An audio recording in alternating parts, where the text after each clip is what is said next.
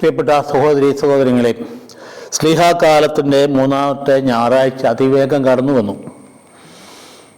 നമുക്കറിയാം, നമ്മുടെ ആരാധനക്രമത്തിൻ്റെ സ്വഭാവം ഈശോമിശിഹായിൽ സാക്ഷാത്കൃതമായ രക്ഷണീയ കൃത്യത്തെ നമുക്ക് അനുദിന അനുഭവവേദ്യമാക്കാൻ വേണ്ടി പരിശുദ്ധ കുർബാനയുടെ സഭ നമുക്ക് പ്രദാനം ചെയ്യുന്നതാണ്.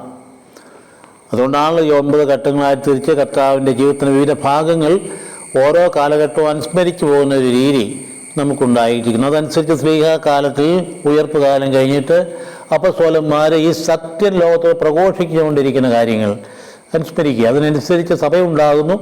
സഭയ്ക്ക് അതിനകത്ത് നൃത്തമായ ഒരു മാർഗനിർദ്ദേശം നൽകുന്നു. പൗലോസ്ലീഹയെ പോലെയുള്ള അപ്പസ്തോലന്മാർ സഭാ സമൂഹത്തെ വഴി നടത്തുന്നു. ഇതൊക്കെയാണ് നമ്മൾ പിന്നീട് കാണുന്ന കാര്യങ്ങൾ.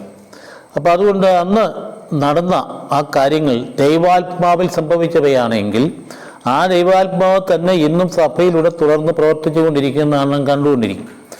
അപ്പോൾ ദൈവാരാധനയിലൂടെ ഈ സത്യങ്ങൾ നമ്മൾ അനുഭവിക്കുകയും പങ്കുവയ്ക്കുകയും ചെയ്യുന്നു. നമുക്ക് ലഭിച്ചിരിക്കുന്ന ഏറ്റവും വലിയ ഈ ഭൗമികമായ പ്രപഞ്ചത്തിൽ നമ്മുടെ ജീവിതത്തിൽ ഏറ്റവും വലിയ സമ്മാനവും സൗഭാഗ്യവും ഈ ദൈവാരാധനയാണ്. ഈശോമിശിഹായിൽ ആ പൂർണ്ണമാക്കപ്പെട്ട ദൈവിക വെളിപാട് നമ്മുടെ പാപം അവിടുന്ന് വഹിച്ചുകൊണ്ട് നമ്മെ പ്രതി തന്നെ പാപമാക്കി മാറ്റി നമുക്ക് വേണ്ടി തന്നെ അവിടുന്ന് സ്വയം ബലിയായിട്ട് അർപ്പിച്ച ആ വലിയ സംഭവം, ദൈവം ചെയ്ത പ്രവൃത്തി നമ്മെ എല്ലാ പ്രതിസന്ധികളിൽ നിന്നും കൈകൾ പിടിച്ച് കടത്തി അക്കരെ കൊണ്ടുപോയി പിതാവാലയത്തിൻ്റെ പക്കൽ നിർത്താൻ നമ്മൾ യോഗ്യരാക്കി. ഇപ്പോൾ അടിമകളല്ല, സ്നേഹിതന്മാരാണ്, അതിന് മേൽ നിങ്ങൾ ദാസന്മാരെ വിളിക്കുകയില്ല എന്ന് പറഞ്ഞുകൊണ്ട് നമ്മളെ സ്വതന്ത്രരാക്കി. ഈ വലിയ അനുഭവമാണ് ലോകത്തോട് പ്രഘോഷിക്കേണ്ടിയിരിക്കും. ഈശോമിശിഹായിൽ ഈ രക്ഷ നാനാജാതി എല്ലാ വിഭാഗങ്ങൾക്കും മനുഷ്യ മക്കൾക്കും മുഴുവനും വേണ്ടിയിട്ടുള്ളതാണ്. അത് പ്രഘോഷിക്കാൻ ഏർപ്പെടുത്തിയിരിക്കുന്ന സമൂഹമാണ് സഭ എന്ന് പറയും. രക്ഷ സഭയ്ക്കുള്ളിലുള്ളവർക്ക് വേണ്ടി മാത്രമൊന്നുമല്ല, അത് എല്ലാവർക്കും വേണ്ടിയിട്ടുള്ളതാണ്. അത് പ്രഘോഷിച്ച് നമ്മളെ ഏർപ്പെടുത്തിയിരിക്കുന്നു. അത് വിവിധ വിഭാഗങ്ങൾ ചെയ്തുകൊണ്ടാണല്ലോ ഇരിക്കും. അപ്പോൾ നമ്മൾ കണ്ടുകൊണ്ടല്ലേ ഇരിക്കുന്നത്. അതുകൊണ്ട് ഒരു വിഭാഗത്തെ നമ്മൾ തള്ളിക്കളയാൻ പാടില്ല. കത്തോലിക്ക സഭയെന്ന് പറയുമ്പോൾ അതൊക്കെ അതിൻ്റെ നീളമായ രീതിയിൽ ആദ്യകാലം തൊട്ട് മാർപ്പാപ്പമാരിലൂടെ ഇങ്ങനെ തുടർച്ചയായിട്ട് ലോകത്തിൽ സഭയുടെ സാന്നിധ്യം നൽകുന്നു. ദൈവിക പരിപാലനയിൽ ഇതുപോലെ തന്നെയാണ് ഇവിടുന്ന് വിട്ടുപോയിട്ടുള്ള മറ്റ് സമൂഹങ്ങളും സഭാ സമൂഹങ്ങളും ഒക്കെ അവർ ചെയ്യുന്നതും ഈശോയെ പ്രഘോഷിക്കുക തന്നെയാണ്. അതൊന്നും നമ്മൾ തള്ളിക്കളയേണ്ട കാര്യമില്ല. ഈശോയെ വളരെ കൃത്യമായിട്ട് പ്രഘോഷിക്കുന്ന സമൂഹങ്ങളാണ് പ്രോട്ടസ്റ്റന്റ് സമൂഹങ്ങൾ കൂടുതൽ നമ്മൾ കണ്ടുകൊണ്ടിരിക്കുക. പക്ഷേ ഇവിടെയൊക്കെ ചില കുറവുകളൊക്കെ ഉണ്ട്. ഇപ്പോൾ സഭയിൽ കാണുന്ന ഒരു ഘടനയുടെ പൂർണ്ണതയൊന്നും അവിടെ കാണണമെന്നില്ല. കൗദാശ ജീവിതമോ ഇടവതലത്തിലുള്ള ജീവിതങ്ങളോ അതനുസരിച്ച് വഴി നടത്തലൊന്നും കാണുന്നില്ലെങ്കിൽ പോലും അവരെല്ലാം ചെയ്യുന്നത് ഈശോ രക്ഷകനാകുന്നുള്ള സത്യം അവർ ഒരു തരത്തിലും കോംപ്രമൈസ് ഇല്ലാതെ പ്രസംഗിക്കുകയും പ്രഘോഷിക്കുകയും ചെയ്തുകൊണ്ടായിരിക്കും. അവരെ അഭിനന്ദിക്കേണ്ട ഒരു കാര്യമാണ്. ഏത് സാഹചര്യത്തിലും ആരുടെ മുമ്പിൽ, ഏത് ശത്രുവിൻ്റെ മുമ്പിൽ എന്തും ജീവൻ ബലി കഴിച്ചും ഈശോ രക്ഷകനാണെന്നും ദൈവത്തിന് പുത്രനാണെന്ന് പ്രഘോഷിക്കാൻ ഈ വിശ്വാസത്തിൻ്റെ വലിയ പ്രഘോഷകർക്ക് മടിയില്ല എന്നുള്ള കാര്യം നമ്മൾ ഓർക്കണം. അപ്പം അതുകൊണ്ട് ആരെയും നമുക്ക് തള്ളിക്കളയാൻ പാടില്ല. എല്ലാവരും അവരുടേതായ ഭാഗത്ത് നിന്നുകൊണ്ട് ഈശോയെ പ്രഘോഷിച്ചുകൊണ്ടിരിക്കും. നമ്മളോ ദൈവാരാധനയുടെ ആരാധനക്രമത്തിലൂടെ ഈ പ്രഘോഷണ അനുഭവത്തിലൂടെ ജീവിക്കുകയും അത് അനുഭവത്തിലൂടെ മറ്റുള്ളവർക്ക് കാണിച്ചു കൊടുക്കുകയും ചെയ്യാൻ വിളിക്കപ്പെട്ടവരാണ്. അപ്പം അതും നമ്മുടെ ഹൃദയത്തിൽ അത് പറയുന്നതും ഉറഞ്ഞുകൂടുന്നതും ദൈവാരാധനയിലൂടെയാണ്. ആ ദൈവാരാധനയെ സത്യം നമ്മളുള്ളിൽ സന്നിവേശിപ്പിച്ച് കഴിയുമ്പോൾ നമ്മുടെ ജീവിതത്തിലൂടെ പ്രകടമാണ്. പക്ഷേ പലപ്പോഴും നമുക്ക് അതൊക്കെ ഒരു അനുഷ്ഠാനമായും നമ്മളൊരു എത്നിക് കമ്മ്യൂണിറ്റിയെ പോലെയും അങ്ങനെ ഒരു ജീവിത ശൈലിയായിട്ട് അങ്ങ് രൂപാന്തരപ്പെട്ട് കിടക്കുന്നതല്ലാതെ സുവിശേഷ പ്രഘോഷണത്തിൻ്റെ ചലനാത്മകത്വം എന്ന് പറയുന്നത്, ജീവാത്മകമായ പ്രഘോഷണം എന്ന് പറയുന്നത് നമ്മുടെ ജീവിതത്തിൻ്റെ ഭാഗമാക്കേണ്ടതാണ്. എങ്കിലേ നമുക്ക് ജീവിതം ക്രിസ്തീയമാക്കാൻ പറ്റുകയുള്ളൂ. അല്ലാതെ ക്രിസ്ത്യാനി എന്ന് പറയേണ്ട ഒരു കാര്യവുമില്ല, ഒരു അർത്ഥവുമില്ല. അപ്പോൾ അതുകൊണ്ട് യഥാർത്ഥമുള്ള ക്രൈസ്തവ ജീവിതം എന്ന് പറയുന്നത് ഈശോയെ നിരന്തരം in time and out of time പ്രഘോഷിക്കുക എന്നുള്ളതാണ്. അതൊരു സംശയമില്ല. കുടുംബജീവിതത്തിലായാലും സമൂഹ ജീവിതത്തിലായാലും സഭയുടെ എല്ലാ മണ്ഡലങ്ങളായാലും ഇതാണ് അതിൻ്റെ പരമപ്രധാനമായ കാര്യം. ബാക്കിയുള്ളതൊക്കെ സെക്കൻഡറിയാണ്. അപ്പോൾ ഈശോയെ പ്രഘോഷിക്കുക എന്നുള്ള ദൗത്യം ഏറ്റെടുത്തിരിക്കും നമ്മൾ ആരാധന ചെയ്തുകൊണ്ടിരിക്കും. അതുകൊണ്ട് ആരാധനക്രമത്തെ നോക്കുമ്പോഴോ അങ്ങനെ വേണം നോക്കാനായി. ആരാധനക്രമം ഒരു ക്രമമായിട്ട് ഒരു വളരെ കൃത്യതയോടുകൂടി ക്രമീകരിച്ച് വെച്ചിരിക്കുന്ന ദൈവാരാധന സഭയുടെ പരമാധ്യക്ഷൻ അംഗീകരിച്ച് തന്നതിൻ്റെ ഉള്ളിൽ കിടക്കുന്ന അനുഭവമാണ് ഏറ്റവും പ്രധാനപ്പെട്ട കാര്യം. അപ്പം അതുകൊണ്ട് 3-ാം ഞായറാഴ്ച നമുക്ക് നൽകപ്പെട്ടിരിക്കും അതിൻ്റെ ഭാഗം. ആദ്യത്തെ ഭാഗമാണെങ്കിൽ ദൈവത്തിൻ്റെ ആ വലിയ വിശ്വസ്തമായ സ്നേഹത്തെക്കുറിച്ച് നിയമാവർത്തന പുസ്തകത്തിൽ മോശ ജനങ്ങളോട് പറയാൻ തുടങ്ങുന്ന ഭാഗമാണ്. നിയമാവർത്തനത്തിൻ്റെ 1-ാം അധ്യായം ആദ്യ ഭാഗം 5-8 വരെയുള്ള വാക്യങ്ങൾ എന്ന് പറഞ്ഞാൽ എന്താ നിയമാവർത്തനം? അത് മോശ തൻ്റെ ജനത്തെ മുഴുവൻ കൊണ്ട് നടന്ന് പഠിപ്പിച്ചു. ശാരീരികമായിട്ട് ക്ലേശം വെച്ചുള്ള നേതാവ് എവിടെയാണ് ഉള്ളത്? ഈശോ കഴിഞ്ഞ രക്ഷാകരത്തിൽ ഏറ്റവും വലിയ നേതാവ് മോശ തന്നെയാണ്. ഇത്രയും ക്ലേശം സഹിച്ച ആളെവിടെയുള്ളത്, ഇത്രയും ത്യാഗം സഹിച്ചുള്ള ആളെവിടെയുള്ളത്, ഇത്രയും ജീവിതത്തിലെ മരണവേദന അനുഭവിച്ച ആളെവിടെയാണുള്ളത്. ഒറ്റപ്പെട്ട മറ്റാരും സഹായമില്ല, ദൈവത്തിൻ്റെ നിവേശനം മാത്രം ഉള്ളിൽ ഉൾക്കൊണ്ടുകൊണ്ട് അദ്ദേഹം പോയ ഘട്ടങ്ങളിലൊക്കെ തൻ്റെ സ്വത്തപ്പെട്ടവർ തന്നെ തള്ളിക്കളഞ്ഞ അവസരം ഉണ്ടായില്ല. അഹോറോൻ തള്ളിക്കളഞ്ഞ അവസരം ഉണ്ടായി, മിറിയാം തള്ളിക്കളഞ്ഞ അവസരം ഉണ്ടായി. അവിടെയൊക്കെ പിടിച്ചു നിന്നുകൊണ്ട് ദൈവത്തിന് ജനത്തിന് വഴികാട്ടിയായി ജോഷുവായിൽ എത്തിക്കുന്നത് വരെയും അത് എത്തിയപ്പോൾ അവസാനം തൻ്റെ കാലം കഴിഞ്ഞു എന്ന് മനസ്സിലായി. ഇനി നിങ്ങളെ എനിക്ക് നയിക്കാൻ പറ്റില്ല, അതുകൊണ്ട് നിങ്ങൾക്കൊരു അനുയായി വരും എന്ന് പറഞ്ഞുകൊണ്ട് അദ്ദേഹം പഠിപ്പിച്ച കാര്യങ്ങളെക്കുറിച്ചൊക്കെ വീണ്ടും വീണ്ടും എടുത്തു പറയുന്ന ഭാഗമാണ് നിയമ ആവർത്തനം എന്ന് പറയും. അതുകൊണ്ട് ആവർത്തനം എന്ന് പറയാൻ കാര്യമില്ല. അതുകൊണ്ട് മൊവാബ് താഴ്വരയിൽ അവരെ വിളിച്ചു കൂട്ടിയിട്ട് അവരോട് പറയുന്ന പ്രസംഗം പോലെയാണ് ആവിഷ്കരിച്ചിരിക്കും. അപ്പോൾ പ്രസംഗം പോലെ പറഞ്ഞു എന്നും കരുതേണ്ടതില്ല, അത് പിന്നീട് പ്രസംഗമാക്കി രൂപപ്പെടുത്തിയതായിരിക്കും പിന്നീട് വിശുദ്ധ ഗ്രന്ഥകാരന്മാർ ആ വിധത്തെ പറഞ്ഞു വെച്ചിരിക്കുന്നത്. അപ്പോൾ അങ്ങനെ പറഞ്ഞു വെച്ചിരിക്കുന്ന ഭാഗത്തിൻ്റെ 1-ാം അധ്യായത്തിൻ്റെ 5-8 വാക്യങ്ങൾ നമ്മോട് സംസാരിക്കുകയാണ് ഇന്നത്തെ ഞായറാഴ്ച. അതായത് മോശ പറയുക, യോർദാൻ്റെ അക്കരെ മൊവാബ് ദേശത്ത് വെച്ച് മോശ നിയമം വിശദീകരിക്കാൻ തുടങ്ങി എന്ന് പറയുക, നമ്മുടെ ദൈവമായ കർത്താവ് ഹോറബിൽ വെച്ച് നമ്മുടെ അരുളിച്ചു. അവിടെ പറഞ്ഞിരിക്കണ്ടില്ലേ, നമ്മുടെ ദൈവമായ കർത്താവ്. അവിടെ പറയുന്ന ആ ശൈലിയുണ്ടോ, ആത്മബന്ധമാണ് അവിടെ കാണും. നമ്മുടെ ദൈവമാണ്, അകന്ന് നിൽക്കുന്ന ദൈവമല്ല, അന്യവൽക്കരിക്കപ്പെട്ട ദൈവമല്ല, ശത്രുവോട് നിൽക്കുന്ന ദൈവമല്ല, പണിഷ് ചെയ്യാൻ നിൽക്കുന്ന ദൈവമല്ല, നമ്മുടെ ദൈവമാണ്. നമ്മുടെ ആത്മാവോട് ബന്ധപ്പെട്ട ദൈവം നമ്മുടെ ദൈവം അരുളിച്ചു എന്ന് പറഞ്ഞു. ഇനി ഇവിടം വിട്ട് അമ്മോന്യരുടെ മലമ്പ്രദേശങ്ങളിലേക്കും അവരുടെ അയൽക്കാർ പാർക്കുന്ന മരുഭൂമി മലമ്പ്രദേശം സമതലം ആപ്പൻ നെജബ് കടൽത്തീരം എന്നിവിടങ്ങളിലേക്ക് നിങ്ങൾ പോകാനാണ് പറയും. അതായത് ഇവർ ഹോറബിൽ വെച്ചാണ് ഈ പറയുന്ന കാര്യം. ഹോറബിൽ കുറേ ആൾ താമസിച്ചു. ഹോറബ് എവിടെയാണ്? ഹോറബ് എന്ന് പറയുന്ന സ്ഥലത്ത് വെച്ചാണ് ആ സീനായി മലയുടെ ഭാഗം തന്നെയാണ്. അവിടെ വെച്ചാണ് ഇതിൻ്റെ അരുളപ്പാടുണ്ടായ മോശയ്ക്ക് 3 ദിവസത്തെ യാത്ര ചെയ്യുന്ന ഇവിടെ വന്ന് എനിക്ക് ആരാധന ചെയ്യുമെന്ന് പറഞ്ഞ പ്രവചനം അവിടെയാണ്. അവിടെ കുറേ ഏറെക്കാലം താമസിച്ച് കഴിയുമ്പോൾ മോശ അവരെ അനുസ്മരിപ്പിക്കുക. ദൈവം നമ്മോട് പറഞ്ഞു ഇവിടുന്ന് പോകാൻ. ഈ അനുസ്മരണമാണ് ആവർത്തനം എന്ന് പറയും, അനുസ്മരിപ്പിക്കുക. എന്നിട്ട് എന്ത് പറയുന്നു? കാനാൻ ദേശത്തേക്കും ലെബോനിലേക്കും മഹാനദി ആ യൂഫ്രട്ടീസിൻ്റെ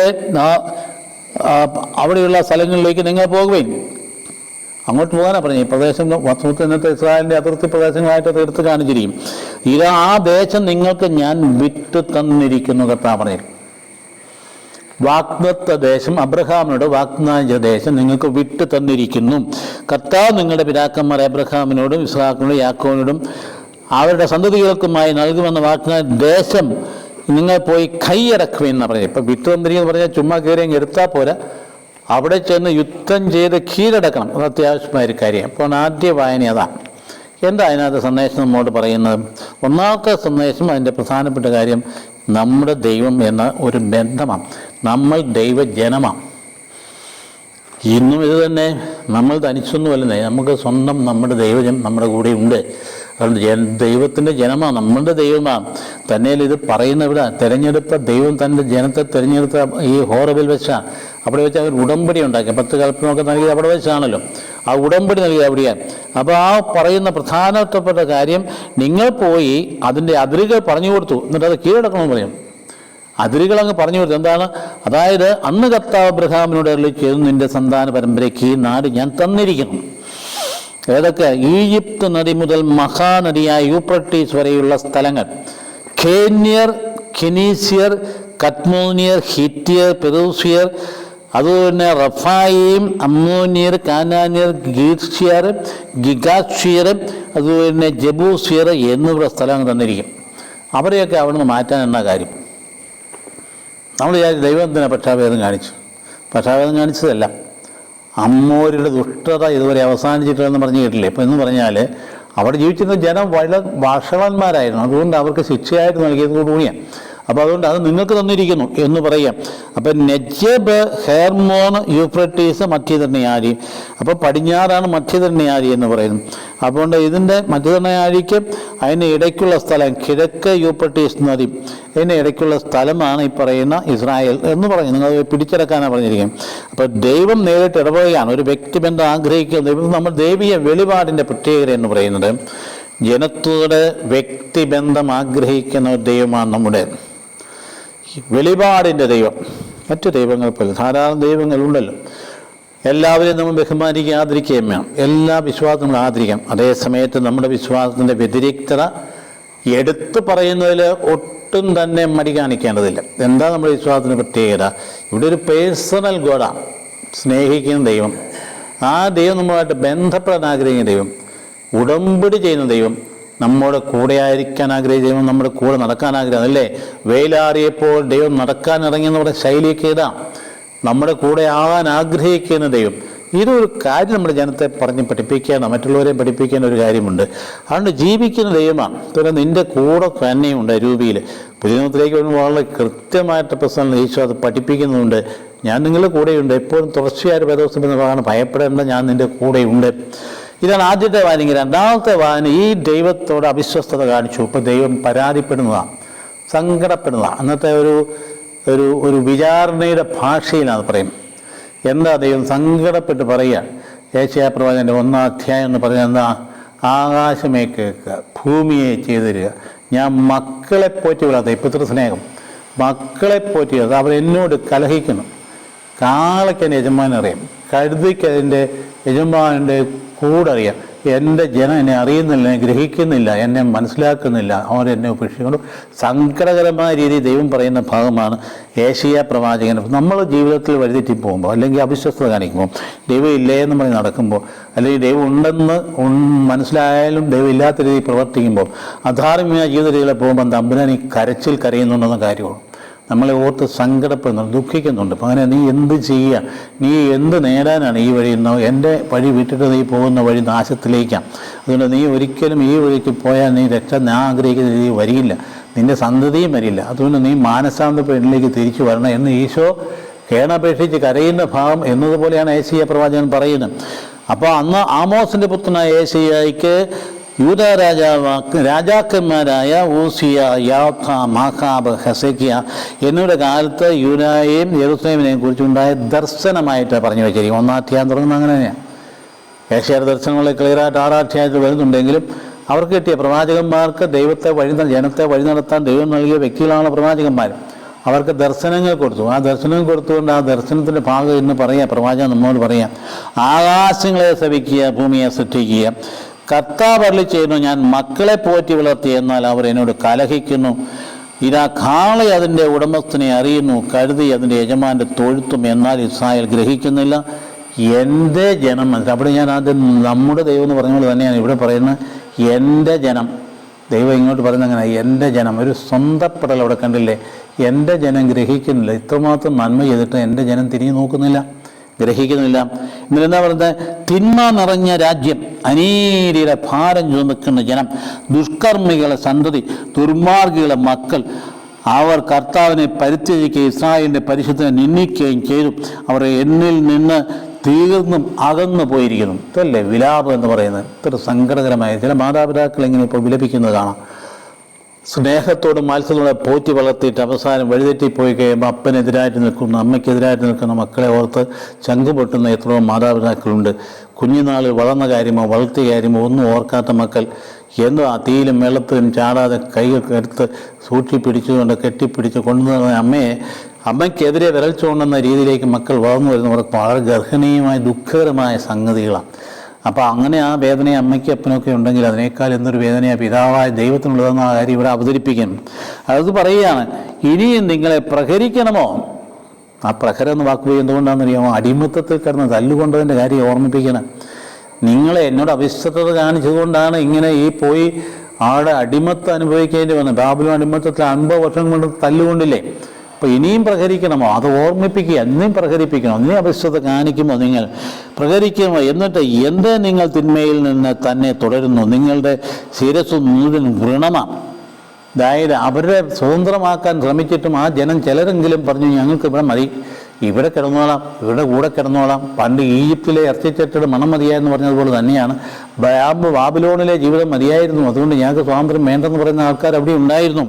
അപ്പോൾ എന്താ പറയണ്ടേ? ഹൃദയം ഇത് നിങ്ങളെ ഹൃദയം തളർന്നു പോയിരിക്കുന്നു. ഉള്ളങ്കാൽ മുതൽ ഉച്ചി വരെ ഛേദമേൽക്കാത്ത കൂറി ഇടവുമില്ല. അത് ചതയേറ്റതാണ്. ഇത് അടിമകളായിട്ട് ഘട്ടങ്ങളിൽ അവരുടെ കാര്യസ്ഥന്മാർ ചാട്ടവാനെ അടികൊണ്ടാണ് ഈ ക്ഷതമേറ്റത്.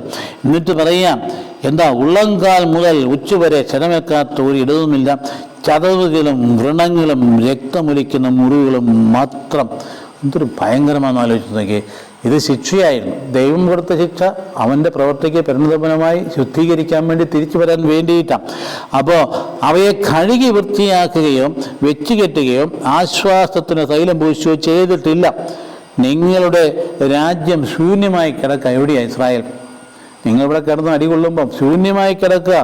നിങ്ങളുടെ നഗരങ്ങൾ കത്തി നശിച്ചു. നിങ്ങൾ കണ്ടില്ലേ, നിങ്ങൾക്ക് വിദേശികൾ നിങ്ങളുടെ ദേശം വിഴുങ്ങിക്കളഞ്ഞു. വിദേശികൾ നശിപ്പിച്ചതുപോലെ അത് നിർജ്ജനമായിരിക്കുന്നു എന്ന് പറയും. ഇപ്പം ഇന്ന് കണ്ടില്ലേ, കണ്ടുകൊണ്ടിരിക്കുന്നത്, നശിപ്പിച്ചുകൊണ്ടിരില്ലേ, പട്ടണം നശിപ്പിക്കുന്നത് കാണാൻ പാടില്ലേ. കാര്യം ഇറാൻ്റെ രാജ്യങ്ങളിൽ, ഇറാഖിൻ്റെ പ്രദേശങ്ങളിലൊക്കെയാണെന്ന് കൂടുതൽ നശിച്ചതെങ്കിലും ഇസ്രായേലിൻ്റെയും രാജ്യം ഡെൽവയിലൊക്കെ എത്ര വലിയ കെട്ടിടങ്ങൾ തകർന്നു പോയിരിക്കും.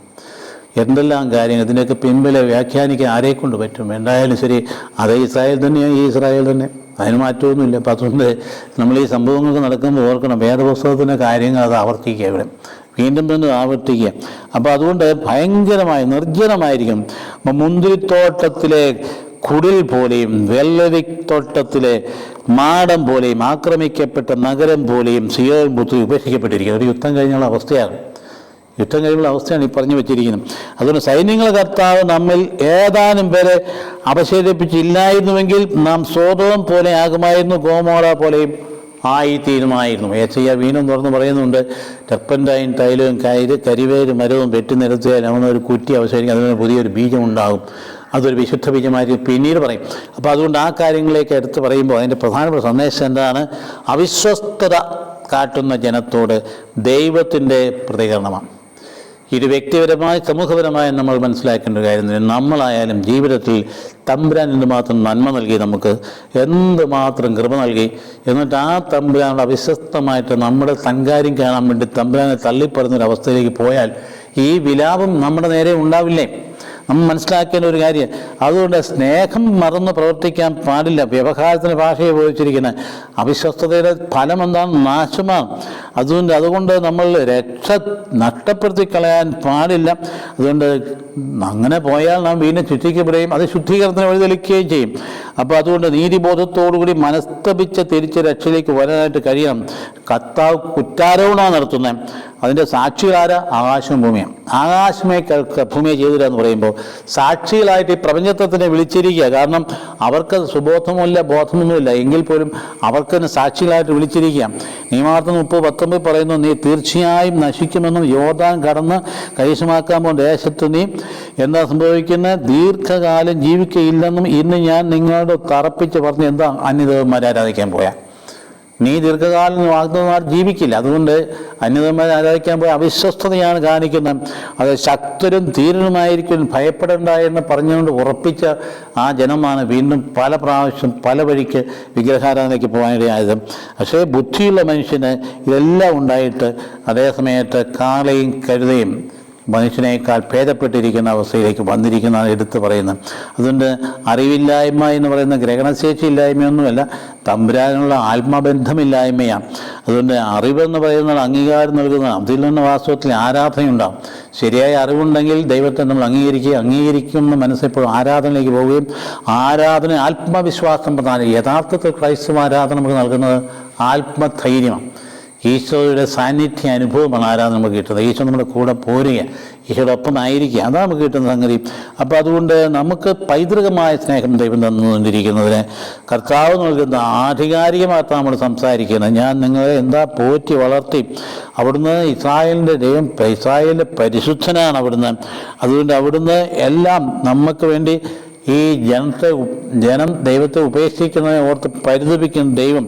അതുകൊണ്ട് ജീവജാലങ്ങളും മുറിവുകളും എന്നിട്ട് എന്നായത് ഇത് പ്രവാചകൻ പറയാം, ജെറമ്യ പ്രവാചകൻ, എൻ്റെ ജനം 2 തെറ്റുകൾ പ്രവർത്തിക്കും.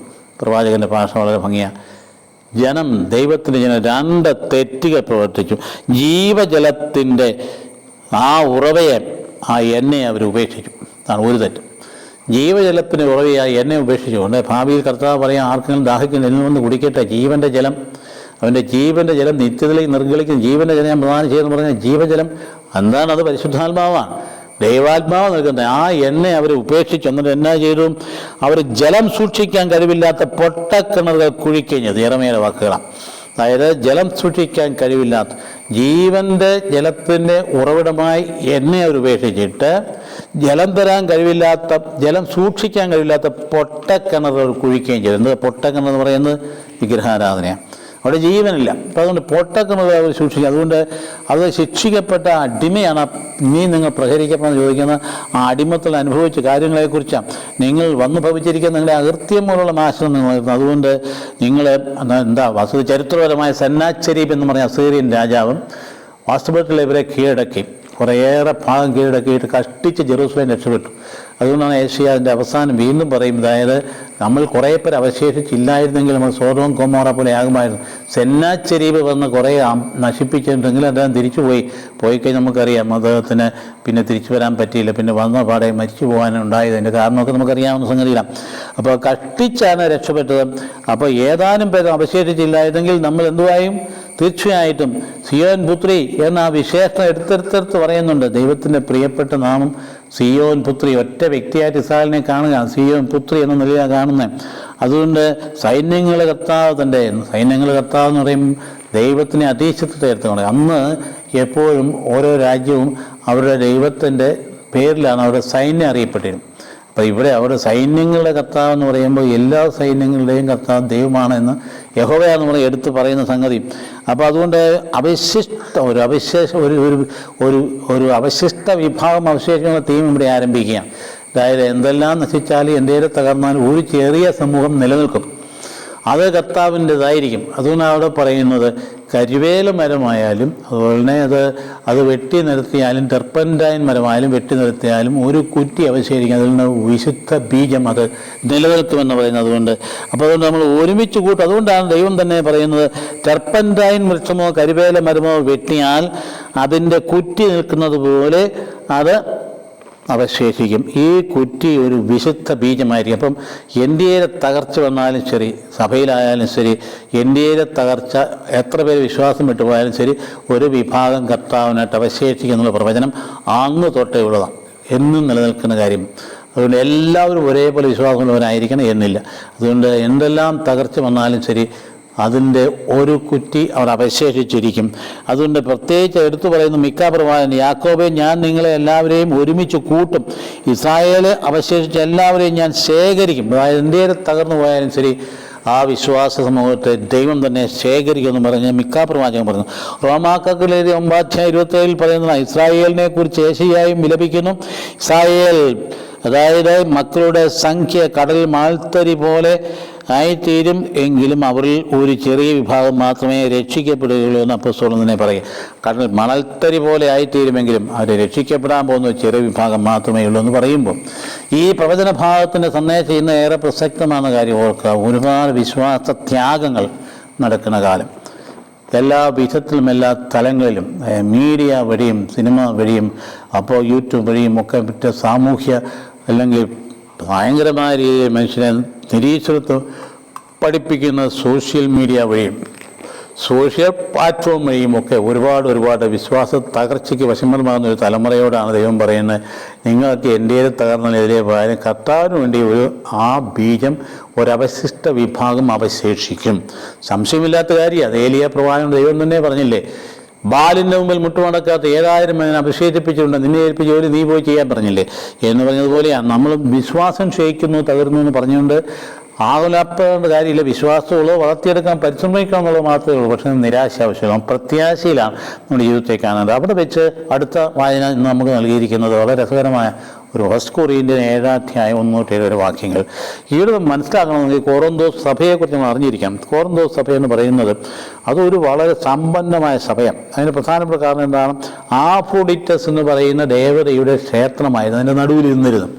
അവിടെ ദേവദാസ്യ സമ്പ്രദായം ഉണ്ടായിരുന്നു. അതിലൊന്നാം പോയി പഴയ ജീവിച്ച ആൾക്കാരെയാണ് അപ്പസ്തോലൻ വിളിച്ചു കൂട്ടി മാമോദിസ നമുക്ക് സഭയാക്കി മാറ്റിയത്.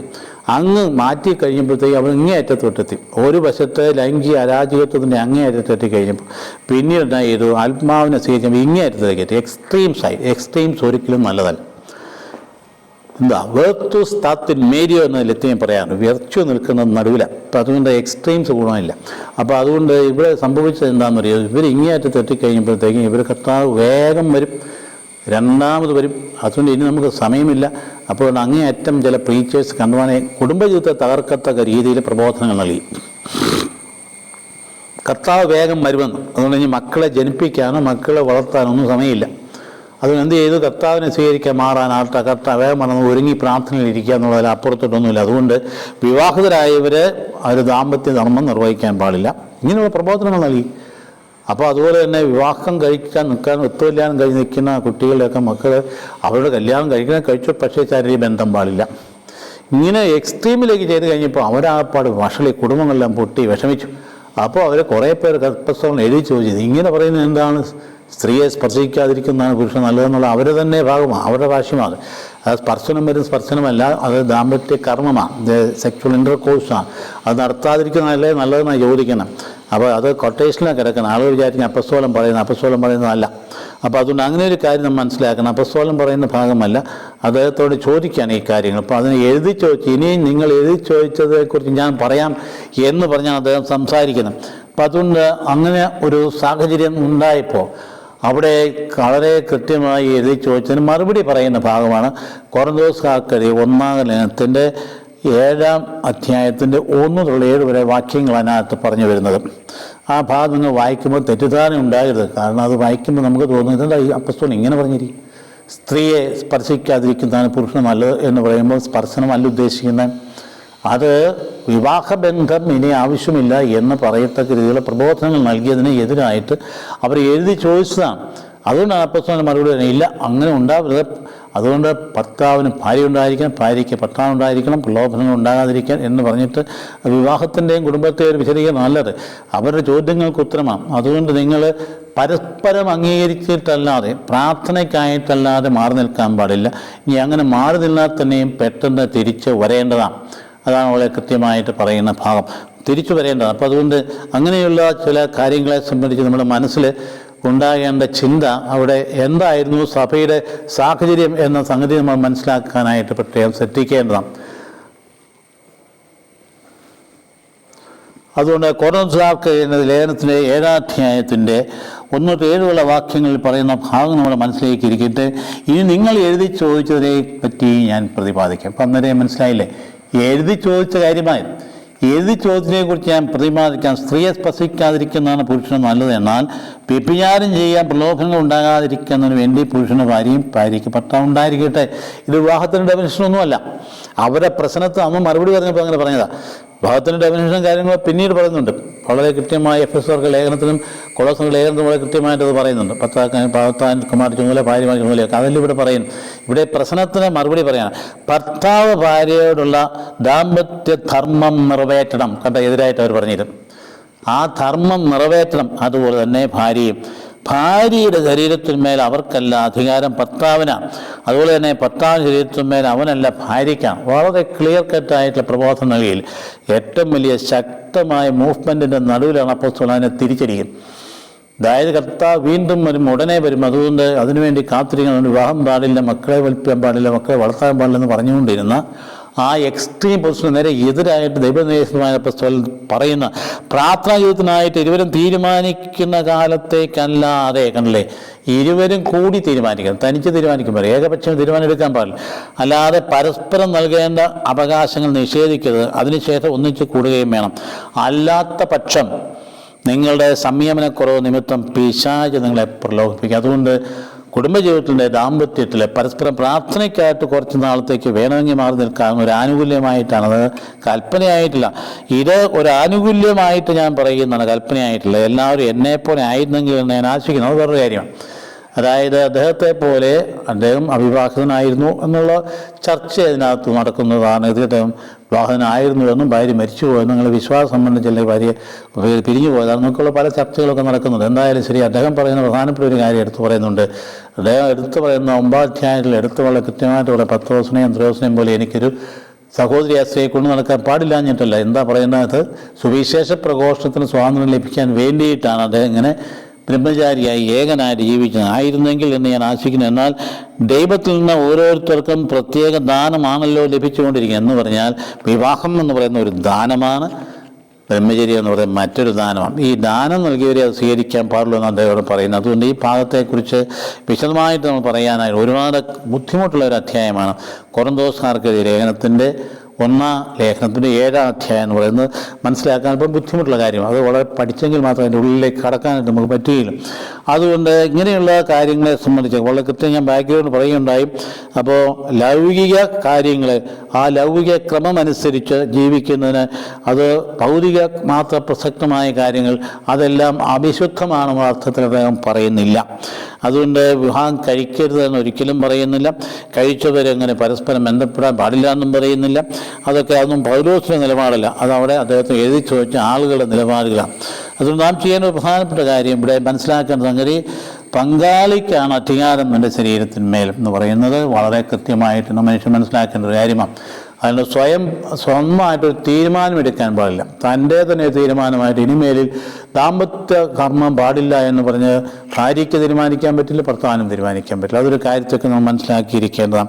അതിൽ ഏകപക്ഷീയ തീരുമാനം ഒരു തന്നെ അത് അനുവദനീയമല്ല എന്ന കാര്യം. അതുകൊണ്ട് മറ്റുള്ള സാഹചര്യം മാറുന്ന സാഹചര്യം നമ്മുടെ പ്രാർത്ഥനയുടെ സാഹചര്യത്തിൽ ഇങ്ങനെ മാറി വരാവുന്നതാണ്. അതേസമയത്ത് 4 നിബന്ധനകൾ പറയുന്നുണ്ട്. 1, പ്രാർത്ഥനാ ജീവിതത്തിനായിട്ട് വേണം അങ്ങനെ തീരുമാനം എടുക്കാൻ. 2, കുറേ കാലത്തേക്ക് മാത്രമേ പറ്റുകയുള്ളൂ. 3-ാമത്തെ കാര്യം എന്ന് പറയുന്നത് പരസ്പരം അവകാശങ്ങൾ ധാരണയിൽ വേണം ഉപേക്ഷിക്കേണ്ടത്. അതുപോലെ തന്നെ വളരെ കൃത്യമായി പെട്ടെന്ന് അവരെ തിരിച്ച് വരികയും വേണം. അങ്ങനെ വളരെ ക്ലിയറായിട്ടുള്ള പ്രബോധന പുസ്തകങ്ങൾ ഇവിടെ നൽകുന്നത്. അത് ആനുകൂല്യമായിട്ടാണ് നമുക്ക് വീണ്ടും പറയുന്നു. അതുകൊണ്ട് അദ്ദേഹം നമ്മെ പഠിപ്പിക്കുന്ന പാഠം ഇന്ന് കുടുംബജീവിതത്തിൽ വളരെ പ്രസക്തമാണെന്നുള്ള കാര്യം മനസ്സിലാക്കുക. ഒപ്പം തന്നെ അതായത് കർത്താവിന് വേണ്ടി സുവിശേഷത്തിന് വേണ്ടി ജീവിതം മാറ്റിവെക്കുക എന്നുള്ളത് അതൊരു ദാനമാണ്. ഔവാതിരായി ജീവിക്കുക എന്നുള്ള പ്രത്യേകമായ ഒരു ദാനമാണെന്ന കാര്യം അദ്ദേഹം പറയുന്നതിൻ്റെ അവസാനത്തിലാണ് ഇന്നത്തെ സുവിശേഷത്തിൽ നമുക്ക് പറയുന്നത്. നല്ല സമരയാക്കാരൻ്റെ മനോഹരമായ ഉപമ നമ്മൾ ഒരുപാട് പ്രാവശ്യം കേട്ടുള്ളതാണ്. അതാണ് നമുക്ക് കടന്നു വന്നിരിക്കും. ഇത്ര മനോഹരമായ ഉപമയാണ്. ആ ഒരു വ്യക്തി വന്ന്, ഒരു നിയമജ്ഞൻ വന്ന് എഴുന്നേറ്റ് നിന്ന് അവനെ പരീക്ഷിക്കുവാൻ ചോദിച്ചു, ഗുരു, നിത്യജീവൻ പ്രാർത്ഥിക്കാൻ, നിത്യജീവൻ അവകാശമാക്കാൻ ഞാൻ എന്ത് ചെയ്യണമെന്ന് ചോദിച്ചു. അവൻ ചോദിച്ചപ്പോൾ നിയമത്തിൽ എന്താണ് എഴുതിയിരിക്കാത്ത തിരിച്ചു പോയി. നിയമത്തിൽ എന്താണ് എഴുതിയിരിക്കുന്നത്? അപ്പോൾ അവൻ അങ്ങനെ പറഞ്ഞു, നീ നിൻ്റെ ദൈവമായ കർത്താവിനെ പൂർണ്ണ ഹൃദയത്തോടും പൂർണ്ണ ആത്മാവോടും പൂർണ്ണ ശക്തിയോടും പൂർണ്ണ മനസ്സോടും കൂടി സ്നേഹിക്കണം, നിൻ്റെ അയൽക്കാരൻ നിന്നെപ്പോലെ സ്നേഹിക്കണം പറഞ്ഞാൽ അപ്പോൾ കറക്റ്റായിട്ട് ലേവ്യരുടെ പുസ്തകത്തിൽ പറഞ്ഞിരിക്കുന്നു. നിയമാപുസ്തകത്തിന് 6-ാം അധ്യായത്തിൽ പറഞ്ഞിരിക്കുന്നതുമായ ക്ഷമ ഇസ്രായേൽ എന്ന് പറയുന്ന പ്രാർത്ഥന അത് വളരെ കൃത്യമായിട്ട് മറുപടി നൽകി. അപ്പോൾ ഈശോ എന്നെ പറഞ്ഞു, അവൻ പ്രതിഭജിച്ചു, നീ ശരിയായിട്ട് പറഞ്ഞു, അതുകൊണ്ട് ഇതനുസരിച്ച് നീ പ്രവർത്തിക്കാൻ നീ വിജയിക്കുക. എന്നാൽ അവൻ തന്നെ തന്നെ സാധൂകരിക്കാൻ അവൻ പറഞ്ഞു, ഈശോയോട് പറഞ്ഞു, ആരാണ് എൻ്റെ അയൽക്കാരനെ ചോദിച്ചു. ഉടനെ പറയാം, അയൽക്കാരനെ സ്നേഹിക്കണം. അയൽക്കാരൻ ആരാണ്? ഈശോ പറഞ്ഞു ഉടനെയാണ് ഈശോ നല്ല സമറിയാക്കാരനെ ഉപമയെടുത്ത് പറയുന്നത്. ഒരുവൻ ജെറുസലേമിൽ നിന്ന് ജെറൂക്കോയിലേക്ക് പോവുകയായിരുന്നു. അവൻ കവർച്ചക്കാരൻ്റെ കയ്യിൽപ്പെട്ടു. അതായത് പോയത് യഹൂദനാണ്. അവർ കവർച്ചക്കാരൻ്റെ കയ്യിൽപ്പെട്ടു. അവർ അവൻ്റെ വസ്ത്രങ്ങൾ മുഴുവൻ ഊരിയെടുത്ത് അവനെ പ്രഹരിച്ച് അർത്ഥപ്രാണനാക്കിയിട്ട് പൊക്കളഞ്ഞു. അപ്പോൾ എന്നായിരുന്നു, ഒരു പുരോഹിതൻ ആ വഴിയെ കടന്നു വന്നു. അവനെ കണ്ടു, മറുവശത്ത് കൂടി കടന്നുപോയി. പോകാതിരിക്കാൻ പറ്റിയില്ല, കാരണം ജെറുസലേം ദേവാലയം ഇയാൾ അശുദ്ധനാകും. ഇങ്ങനെയുള്ള കാര്യങ്ങൾ രക്തം തൊട്ടാലോ പ്രതിശരീരം തൊട്ടാലോ ഒക്കെ അശുദ്ധനാകും. അതുപോലെ തന്നെ ലേവായനും കടന്നുപോയി. അപ്പോൾ അവനെ എന്തെങ്കിലും കണ്ടെങ്കിലും കടന്നുപോയി. അവൻ നിയമം അനുഷ്ഠിക്കുകയത്. അപ്പം നിയമാനുഷ്ഠാനവും മനുഷ്യത്വവും രണ്ടാണെന്ന് എടുത്ത് പറയുന്ന ഭാഗമാണ് നിയമാനുഷ്ഠാനം, അതുപോലെ തന്നെ ആ മനുഷ്യത്വം.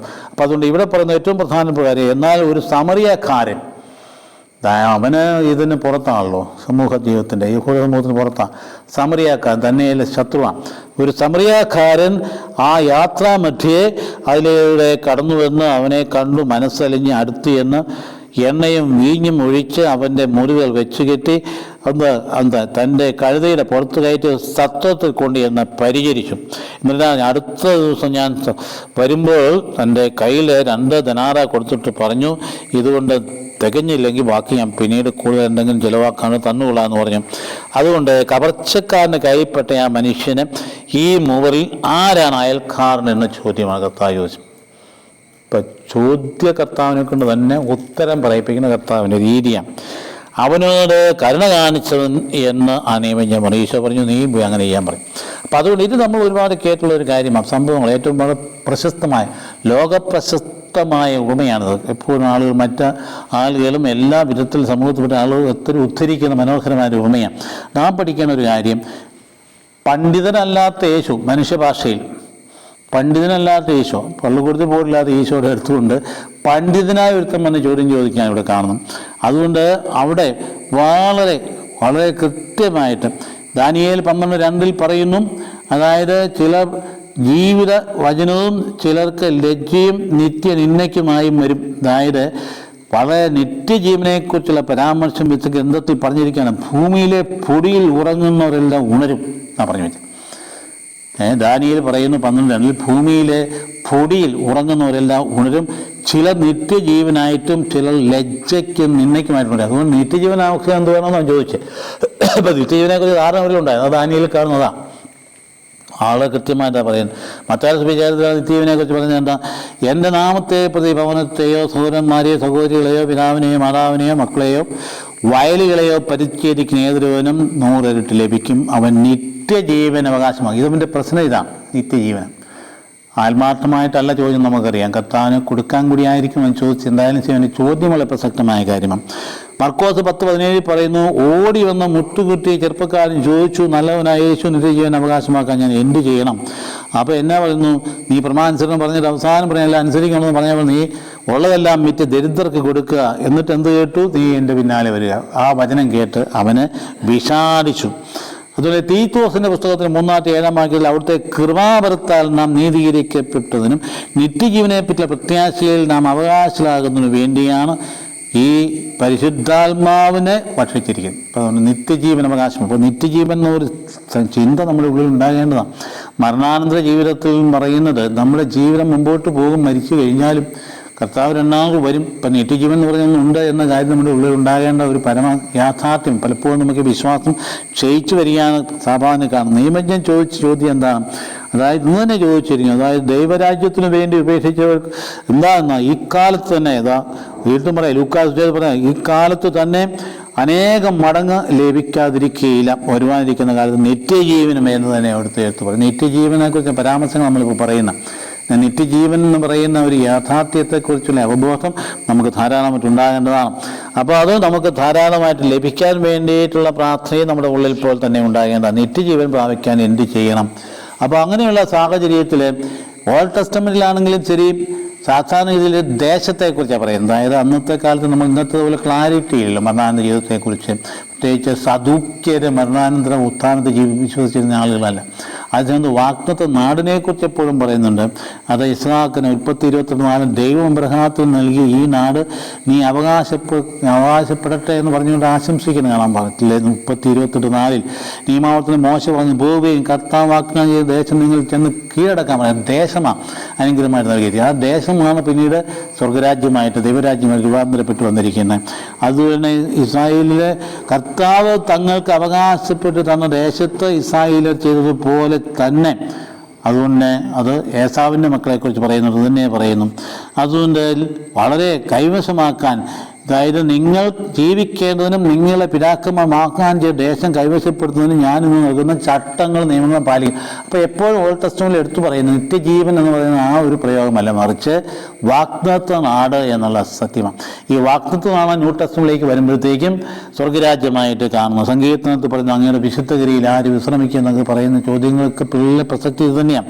സങ്കീർത്തനം 37:18 പറഞ്ഞു, കർത്താവ് നിഷ്കളങ്കരുടെ ദിനങ്ങൾ അറിയുന്നു, അവരുടെ അവകാശം ശാശ്വതമായിരിക്കുകയും ചെയ്യും. അപ്പോൾ അതുകൊണ്ട് ഓൾഡ് ടെസ്റ്റമെന്റിൽ ഈശോ പഠിപ്പിക്കുന്നതിന് മുൻപ് നിത്യജീവനെക്കുറിച്ചുള്ള ധാരണ അത്ര ക്ലിയർ അല്ലായിരുന്നു, വ്യക്തമല്ലായിരുന്നു. കർത്താവുകൾ വ്യക്തമായിട്ട് പറഞ്ഞു, എന്തുകൊണ്ടാണ് ഞാൻ പോകുന്നത് നല്ലതാണ്, ഞാൻ പോയി കഴിയുമ്പോൾ നിങ്ങൾക്ക് വാസസ്ഥലം ഒരുക്കും, ഞാൻ വന്ന് നിങ്ങളെ ഞാൻ തിരിച്ച് കൂട്ടിക്കൊണ്ടുപോകും, നിങ്ങൾ എന്നും എൻ്റെ ഇവിടെ ആയിരിക്കും എന്നൊക്കെ പറയുന്ന ഭാഗങ്ങൾ ഓർക്കുവേൻ. അപ്പോൾ നിത്യ അവകാശമാണ് അതിനകത്ത് ഏറ്റവും പ്രധാനപ്പെട്ടതാണ്. അതുകൊണ്ട് ഈ ധനികനായ ഒരു മനുഷ്യന് ഇമ്മൽ ധാരാളം സമ്പത്തുണ്ടായിരുന്നുകൊണ്ട് കർത്താവ് നിനക്കുള്ള മിറ്റൻ്റെ പിന്നാലെ വരാൻ പറഞ്ഞപ്പോൾ അവന് വളരെ സങ്കടപ്പെട്ട വിഷാദത്തോടെ പോകാനായിട്ട് ഇടയായി.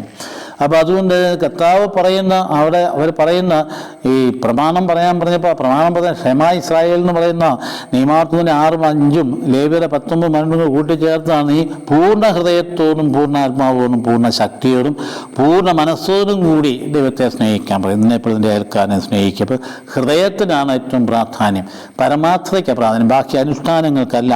അപ്പോൾ ഹൃദയം അതുപോലെ തന്നെ ആത്മാവ് അവിടെയാണ് പറയുന്നത്. ഹൃദയ ആത്മാവ് ചെറിയ ശക്തി ഉണ്ടാകുന്നത് അങ്ങനെയാണ്. അപ്പോൾ ഇതിൻ്റെ അയൽക്കാരൻ ആരാണെന്ന് പറയുമ്പോൾ അത്ര സുന്ദരമായ മറുപടിയാണ് കർത്താവ് പറഞ്ഞിരിക്കുന്നത്. അതായത് അയൽക്കാരനെ മുഴുവൻ വെച്ച് കെട്ടുന്ന ഒരു മനുഷ്യൻ അവിടെ എന്താണ്, ആരാണ് എൻ്റെ അയൽക്കാരൻ? അപ്പോൾ വളരെ ലൂക്കായിൽ മാത്രമേ ഇത് വരുന്നുള്ളൂ. നമുക്കറിയാം മൃഗനാപത്തിൻ്റെ കഥയൊക്കെ ലൂക്കായിൽ മാത്രമാണ്. കാരണം അദ്ദേഹമാണ് ഇങ്ങനെ പാവങ്ങളുടെ സുവിശേഷം എന്ന് പറയുന്നത് ലൂക്കായുടെ സുവിശേഷമാണ്. അപ്പോൾ അത് യഹൂദനായുള്ള ഒരു മനുഷ്യനാണ് മുറിവേറ്റ് കിടന്നിരുന്നത്. അവിടെ ആ തരത്തിലാണെങ്കിലും അയൽക്കാരൻ ആരാണ്? അപ്പോൾ യഹൂദനെ സംബന്ധിച്ചിടത്തോളം ഈ സമറിയക്കാരൻ ശത്രുവാണ്. പക്ഷേ ശത്രുവാണ് അവൻ ഉപകാരപ്പെട്ടത്. നമ്മൾ ആരെയും തള്ളിക്കളയാൻ പാടില്ല. എപ്പോഴും നമുക്ക് ആരും ഉപകാരപ്പെടുന്നത് നമ്മൾ ഇന്ന് ശത്രുവാണെന്ന് ധരിക്കുന്നവൻ. ശത്രുത എന്ന് പറയുന്നത് ഉള്ളിൽ വെച്ചുകൊണ്ടിരിക്കും ശരിയല്ല. പക്ഷേ യുദ്ധങ്ങളുടെ കാലമാണ്. യുദ്ധങ്ങൾ നടക്കുകയൊക്കെ ചെയ്യുന്ന ശത്രുതയൊക്കെ ഉണ്ട് മനുഷ്യഹൃദയത്തിൽ എപ്പോഴും ഉണ്ടെങ്കിൽ പോലും നമ്മെ സംബന്ധിച്ചുള്ള ശത്രുവിനെ സ്നേഹിക്കാനാണ് കർത്താവ് പഠിപ്പിച്ചിരിക്കുന്നത്. അതുകൊണ്ട് കർത്താവ് എപ്പോഴും പറയുന്നത് നമ്മെ സംബന്ധിച്ചിടത്തോളം പാപിയെ തള്ളിക്കളയാൻ പാടില്ല, പാപത്തെ വെറുക്കണം, പാപിയെ തള്ളിക്കളയാൻ പാടില്ല. അത് അനുകമ്പ എന്ന് പറയുന്നത്. അവനെ സത്രത്തിൽ കൊണ്ടയാക്കിയിട്ട് അന്നത്തെ 2 ദിനാറ, 1 ദിനാറയാണ് ഒരു ദിവസത്തെ ചിലവിനുള്ള തുക. അതിന് 2 ദിനാറ കൊടുത്തിട്ട് ഇനി ബാക്കി വല്ലതും ഉണ്ടെങ്കിൽ ഞാൻ വരുമ്പം തിരിച്ചു തരാം. അതാണ് ചോദ്യകർത്താവിനെ കൊണ്ട് തന്നെ ഉത്തരം പറയിപ്പിക്കുന്ന കർത്താവ്. അപ്പോൾ അതുകൊണ്ട് നിയമം മാത്രം നോക്കി നിത്യജീവൻ പ്രാപിക്കുക സാധ്യമല്ല. ഇത് നമ്മൾ പഠിക്കേണ്ട ഒരു പാഠമാണ്. സഭയിലായാലും ശരി കർക്കശമായി നിയമം പാലിക്കുന്ന ആളുകൾ, നിയമാനുഷ്ഠാൻ ഞങ്ങളുടെ ഇടയിലുമുണ്ട്, വൈദികരുടെ ഇടയിലും. മനുഷ്യത്വത്തെക്കാൾ ഉപരിയായി നിയമത്തിന് പ്രാധാന്യം കൊടുക്കുന്ന വൈദികരുണ്ട്, ഒരു സംശയവുമില്ല. അപ്പം അങ്ങനെ എന്താ സംഭവിക്കുന്നത്? അതുകൊണ്ട് കരുണ എന്ന് പറയുന്ന, അനുകമ്പ എന്ന് പറയുന്ന സംഗതി ഇല്ലാണ്ടാവും. അത് കർത്താവിന് ഒട്ടും തന്നെ താല്പര്യമുള്ള കാര്യമല്ല. അതുകൊണ്ട് ഇവിടെ എടുത്തു പറയുന്നത് നിയമം മാത്രം നോക്കിയാൽ നിത്യജീവൻ പ്രാപിക്കാൻ പറ്റില്ല. അതുകൊണ്ട് ഏറ്റവും പ്രധാനപ്പെട്ട കാര്യം അനുകമ്പയാണ്. അതുകൊണ്ട് അയൽക്കാരുടെ അനുകമ്പ എന്നുള്ള പ്രധാനപ്പെട്ട കാര്യം നമ്മുടെ സഭാസമൂഹം മുഴുവൻ അറിഞ്ഞിരിക്കുന്ന ഒരു കാര്യം ഇതാണ്. നമ്മുടെ ആഭിമുഖ്യങ്ങളിൽ നിയമം കർക്കശമായി നിയമം ആവശ്യമാണ്. നിയമം ഇല്ലെങ്കിൽ സമൂഹം നിലനിൽക്കില്ല. നിയമം പാലിക്കുകയും, പക്ഷേ മനുഷ്യൻ വേണ്ടിയിട്ടാണ് നിയമത്തിന് വേണ്ടിയിട്ടുള്ള മനുഷ്യൻ. കർത്താവ് തന്നെ പറഞ്ഞില്ലേ, മനുഷ്യപുത്രൻ എന്താണ്? സാപത്തിൻ്റെയും കർത്താവാണ്. സാപത്തിന് വേണ്ടിയുള്ള മനുഷ്യൻ സാപത്തിന് വേണ്ടിയിട്ടല്ല, സാപത്ത് മനുഷ്യന് വേണ്ടിയിട്ട്. അപ്പം അതുകൊണ്ട് നിയമത്തെ സംബന്ധിച്ചിടത്തോളം ഇങ്ങനെ അവർ നിയമം അനുഷ്ഠിക്കുകയായിരുന്നു പുരോഹിതന്മാർ. അന്ന് കറക്റ്റായിട്ട് കണ്ടില്ലേ, ഇന്നാണെങ്കിൽ വാസ്തവം പറഞ്ഞാൽ മറ്റു രാജ്യങ്ങളിലൊക്കെ ആണെങ്കിൽ കൊലപാതകത്തിന് കേസെടുക്കും. വഴിയിൽ വണ്ടിയപകടത്തിൽപ്പെട്ട് കിടക്കുക, നിങ്ങൾക്ക് പണ്ടിട്ട് അതുവഴി പോയാൽ പോകുന്ന കണ്ടാൽ മറ്റു രാജ്യങ്ങളാണെങ്കിൽ, പ്രത്യേക ക്രൈസ്തവ രാജ്യങ്ങളാണെങ്കിൽ, ആ പോകുന്നയാളുടെ പേര് കൊലപാതകത്തിന് കേസെടുക്കും. കാരണം ചെയ്യേണ്ട കാര്യം ചെയ്തില്ല. നമ്മുടെ നാട്ടിലങ്ങനെയൊന്നും നടക്കുന്നില്ലോ. തായാലും പോയി എടുത്തുകൊണ്ട് പോയാൽ തന്നെ അവൻ്റെ പേരിൽ കൂടെ കേസ് വരും. അങ്ങനെയാണ് നമ്മുടെ നാട്. തായാലും ഇവിടെ നിന്ന് വണ്ടിയിൽ ആ പടുത്തപ്പെട്ട് കണ്ടാലും പിന്നെ അവൻ സാധാരണ രീതിയിൽ ചെയ്യാതിരിക്കുന്നതുകൊണ്ടാണ്. പിന്നെ ഇവൻ സാക്ഷി പറയാനായിട്ട് പുറകെ നടക്കണം. ഭയങ്കര ബുദ്ധിമുട്ടാണ് ഉണ്ടാക്കിക്കൊണ്ടിരിക്കും. നമ്മുടെ മറ്റു രാജ്യങ്ങൾ അങ്ങനെയല്ല.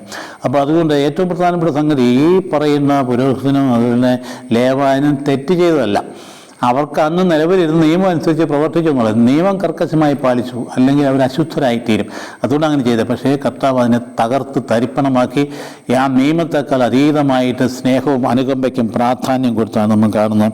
അതുകൊണ്ട് നമ്മുടെ ജീവിതത്തിൽ ഇങ്ങനെയുള്ള കാര്യങ്ങൾ വരുമ്പോൾ ജീവിതത്തിൽ വളരെ കൃത്യമായി കർത്താവിൻ്റെ സ്നേഹത്തിൻ്റെ കരുണയുമായ ആഭിമുഖ്യം പുലർത്താനാണ് ഇന്ന് നമ്മൾ ആവശ്യപ്പെടുന്നത്. നമുക്കതുകൊണ്ട് വചനഭാവം അവസാനിപ്പിക്കുകയാണ്. ഈ 3ാമത്തെ ഞായറാഴ്ച നമുക്ക് നൽകുന്നതായ ചിന്തകൾ ദൈവത്തിൻ്റെ സ്നേഹം, പിന്നീട് ദൈവത്തിൻ്റെ സ്നേഹത്തെ പരിത്യജിച്ച ജനം, പിന്നീട് നിയമത്തെ വല്ലാണ്ടാക്കിക്കൊണ്ട് വിശ്വാസത്തെ അന്ന് വികലമാക്കുന്ന കോറന്തോസുകാർ ദാമ്പത്യ ജീവിതത്തെ തകർക്കത്ത രീതിയിലുള്ള പ്രബോധനം നൽകിയതിന് ശേഷം അയൽക്കാരനോടുള്ള സ്നേഹത്തെക്കുറിച്ച് നല്ല സമരയാക്കുന്ന ഉമയും കൂടെ കണ്ടുകൊണ്ട് നമുക്ക് ഇന്നത്തെ ചിന്തന ഭാഗം നമുക്ക് സമാപിപ്പിക്കാം. കർത്താവ് ഈശോ കൃപയും പിതാവായ ദൈവത്തിൻ്റെ സ്നേഹവും നമ്മൾ സഹവാസങ്ങൾ ഉണ്ടായിരിക്കട്ടെ, ഇപ്പോഴും എപ്പോഴും എന്നേക്കും.